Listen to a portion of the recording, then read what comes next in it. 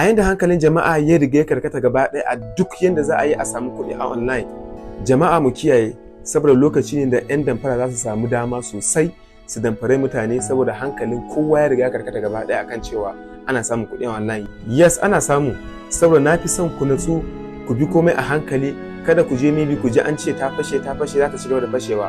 Akwai da yawan mutane da already target nasu yanzu nan haka za su fito muku da wasu link, a dinga tura muku link a ce ku shiga ku yi linkin, ku yi tapping nan, ku yi nan, ku yi nan. Kar ku manta akwai mining tun a da, amma yanzu na tabbata kai da nake ma magana na tabbata an turo maka link in mining sama da guda 10 yanzu nan.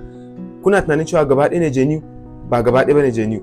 Akwai genuine din, akwai inda ba genuine ba. Akwai wani link kawai ana buƙatar shi ne kawai a samu a yi recording information ɗinka a ciki, wanda kawai gaba ɗaya hankalin ya riga karkata ga cewa muna son mu je mu ga duk yadda za a yi, kada a ce ta fashe ba da mu ba. So dan Allah da Annabi a kiyaye.